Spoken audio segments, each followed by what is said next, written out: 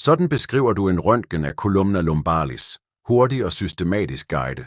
At beskrive en røntgen af columna lumbalis handler ikke bare om at finde et sammenfald. Det vigtigste er at have en fast systematik, så du ikke overser noget vigtigt. Her er en enkel og praktisk tilgang, som kan bruges i hverdagen af både uddannelseslæger og yngre radiologer. 1. Start altid med anamnesen. Læs henvisningen grundigt. Spørg dig selv. Er det traume? Osteoporose? Cancer? Infektion? Degenerative smerter? Radikulære symptomer? Anamnesen styrer din opmærksomhed og ændrer din tærskel for mistanke. Eksempel. Opsend sammenfald. Kig ekstra efter endeplader og højde. Radikulære smerter. Fokus på alignment, diskus og foramina. 2. Tidligere undersøgelser. Sammenlign altid med tidligere billeder, hvis muligt. Det hjælper dig med at afgøre. Er sammenfald nyt eller gammelt? Er olistese stabil? Er deformiteter kroniske? Er progression til stede? Mange fund giver først mening i sammenligning. 3. Vurder billedkvaliteten.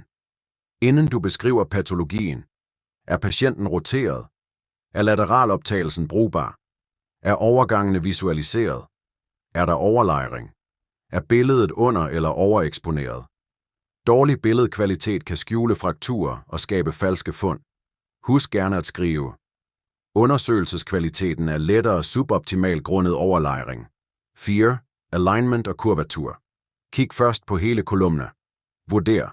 Lordose, skoliose, kyfose, rotation, holdningsanomali. Alignment fortæller meget om biomekanik og degeneration. Husk også anterolistese, retrolistese, segmental instabilitet. 5. Corpus vertebrae og olistese. Gennemgå alle corpora systematisk. Vurder, højde, endeplader, kileform, bikonkavitet, kompression, destruktion, ved sammenfald. Beskriv niveau, type, grad, procent. Akut vs. kronisk indtryk. Husk bagkanten. Retropulsion kan være vigtig. 6. Diski og degenerative forandringer. Kig efter. Højdereduktion. Vakuumfænomen. Spondylose. Osteofytter. Facetledsartrose. Beskriv. Hvilke niveauer. Hvor udtalte. Eventuel asymmetri. Degenerative forandringer skal beskrives kort, men præcist. 7. Foramina og spinalkanal.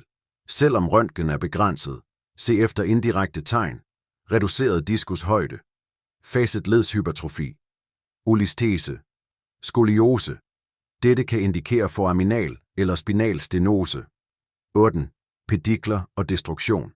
Pedikler er ekstremt vigtige. Spørg. Er de symmetriske? Mangler en pedikel? Er der osteolyse? Pedikeldestruktion kan være tegn på. Metastase. Myelomatose. Aggressiv proces. 9. Processus spinosi og transversi. Overses ofte. Kig efter. Frakturer. Separation. Destruktion. Postoperative forandringer. Tværdappefrakturer kan være subtile. 10. Omkringliggende bløddele. Glem aldrig bløddelene. Se efter.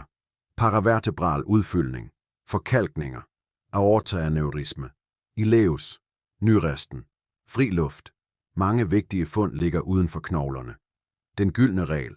Beskriv altid kolumner i samme rækkefølge. Systematik reducerer fejl. En simpel huskeregel. Kvalitet. Alignment. Knogler. Diski. Kanal. Bløddele. Praktisk afslutning. En god røntgenbeskrivelse skal være systematisk, kortfattet, klinisk relevant, let at forstå. Du behøver ikke skrive lange romaner. Det vigtigste er, at den behandlende læge hurtigt forstår. Hvad er problemet? Hvor sidder det? Hvor alvorligt er det? Radiology Simplified. Learn radiology step by step.